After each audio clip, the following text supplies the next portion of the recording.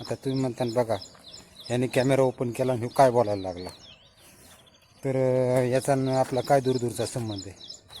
तर मी संबंध तुम्हाला सांगणारच आहे, तुम्ही फक्त व्हिडिओ कंटिन्यू करा. गोष्टी एखाद्या चमत्कारासारख्या घडून गेल्या की कधी कधी पस्ताव येतो, आपण हे केलं असतं तर. पण चला, नशिबाचा भाग आहे, जर तरचा प्रश्न असतो. जे होऊन गेलं त्या गोष्टीचा विचार करण्यापेक्षा जे आपण पुढं करणार आहेत त्या गोष्टीचा कधीही विचार केलेला चांगला, नाही का. आता आपल्या चॅनलचं नावच आहे माझी शेती आणि माझं शेतकरी जीवन, त्याच्यामुळे काही विषयच नाही. नमस्कार मित्रांनो, तुमचं स्वागत आहे माझं शेतकरी जीवन या माझ्या नवीन यूट्यूब चॅनलवर. तर मित्रांनो, ज्ञानेश्वर माऊलीचं एक सुंदर वाक्य आहे, नमस्कार हा चमत्कारालाच होतो, जाणे वेळेला तो होत नाही. आता तुम्ही म्हणता बघा याने कॅमेरा ओपन केला आणि काय बोलायला लागला, तर याचा आपला काय दूरचा संबंध आहे. तर मी संबंध तुम्हाला सांगणारच आहे, तुम्ही फक्त व्हिडिओ कंटिन्यू करा. कसं असतं मित्रांनो, लहान लहान गोष्टीत माणूस पाहायला गेलो तर आपल्या लक्षात येऊन जातं नमस्कार आणि चमत्कार याच्यामधलं तारतम्य काय असतं. हे बघा मित्रांनो, काय दिसलं तुम्हाला? बघा ही अशी, आणि बघा इकडं हे बघा सगळं लाल जे दिसतंय हे फक्त 125 मिरचीचं झाड आहे मित्रांनो. आणि मी चमत्कार यासाठी म्हणतोय, तुम्ही लक्षात घ्या, याला कुठलंही काहीही खर्च न करता याचं उत्पन्न मित्रांनो आत्तापर्यंत तब्बल याची 5 किलो वाळून मिरची घरी पोहोच केली. आणखीन झाडाचं उत्पन्न बघू शकताय. त्याच्यामुळे मी तुम्हाला म्हणलं, ज्ञानेश्वर माऊलीचं गोड वाक्य आहे. खरंच माणसाने चमत्कार घडल्याशिवाय माणूस नमस्कार करीत नाही. ही जशी माणसाची संकल्पना आहे तसं दिसून आल्याशी माणसाला सुचत नाही, ही माणसाची संकल्पना आहे. कारण जे दिसतं त्याच्यानंतरच आपल्याला सुचतं. आज वाटतं मित्रांनो, हे असं उत्पन्न पाहिल्याच्यानंतर आपण 125 झाड का लावलं. एवढं मोठं हे नांगरट केलेलं 1/2 एकर क्षेत्र पडलेलं होतं. एवढ्या क्षेत्रात पूर्ण मिरची केली असती तर आपलं उत्पन्न किती झालं असतं. पण काय म्हणतात ना, दिवाळी झाल्यावर कोण बी शहाणा, तशी गत आहे मित्रांनो. अर्थात हे आपण प्रायोगिक तत्वावर केलं की चला, आजूबाजूला लोक मिरच्याचे प्लॉट लावायला लागलेत, आपण थोडी तरी झाडं लावून बघू काय होतं ते. हाच त्याच्या मागचा उद्देश होता, बाकी काही नाही मित्रांनो.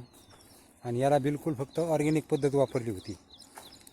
एका पाठीमागच्या एका ब्लॉकमध्ये मी तुम्हाला सांगितलं होतं वाटतं की ऑर्गॅनिक पद्धत म्हणजे कशी, प्युअर गाईचं गोमूत्र आणि देशी फक्त एकच वेळेस फवारली त्याच्यावर, आणि गाईच्या गोमूत्राचा सर्रास वापर केला. आणि बघू शकताय तुम्ही अशा प्रकारचं मिरची आलती.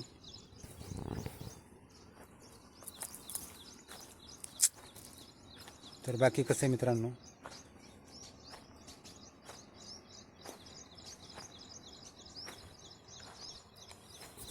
कसं वाटतंय वातावरण सकाळचं शेतातलं, कमेंट करून नक्की सांगा. अर्थात सगळे शेतीवाले आहेत. दिसतोय तो खोडव्याचा ऊस, हा लागवडीचा ऊस, आणि याच्या बगलात हे बघा नांगरटाच्या बाजूला हाल करून ठेवलेलं मिरचीचं हे 125 झाड. आता तुम्ही म्हणताना हल्ला याला काय झालं, तर इकून नांगरट केली मित्रांनो, माती त्याच्या अंगावर पडली, मध्ये पाऊस आलता, वारा आलतं, त्याचं त्याचे खूप हाल झालेत. तरी त्याचं उत्पन्न चालूच आहे. अर्थात आता मधल्या काळात त्याची फवारणी घेतली नाही, त्याच्यामुळे कुठं थोडाफार कोकडा दिसायला लागला त्याच्यावर. बघू, त्याच्यावर पुन्हा आहेच आपलं ऑर्गॅनिक औषध गोमूत्र, आणि त्याची फवारणी करायची. तर मित्रांनो, अशा काही गोष्टी एखाद्या चमत्कारासारख्या घडून गेल्या की कधी कधी पस्ताव येतो, आपण हे केलं असतं तर. पण चला, नशिबाचा भाग आहे, जर तरचा प्रश्न असतो. जे होऊन गेलं त्या गोष्टीचा विचार करण्यापेक्षा जे आपण पुढं करणार आहेत त्या गोष्टीचा कधीही विचार केलेला चांगला नाही का. तर करा तुम्ही व्हिडिओ कंटिन्यू. मला थोडंसं काम आहे, मी ते करतो. अर्थात नंतर तुम्हाला दाखवीनच की मला काय काम आहे, आपल्याला काय करायचं आहे. तो तुम्ही व्हिडिओला असंच कंटिन्यू करीत राहा. तर चला, मी थोडंसं काम उरकून घेतो आणि नंतर बोलूच आपण. कारण आता आपल्या चॅनलचं नावच आहे माझी शेती आणि माझं शेतकरी जीवन, त्याच्यामुळे काही विषयच नाही. आपला विषय इथंच फिरणार आहे, शेतातून शेताभोवती.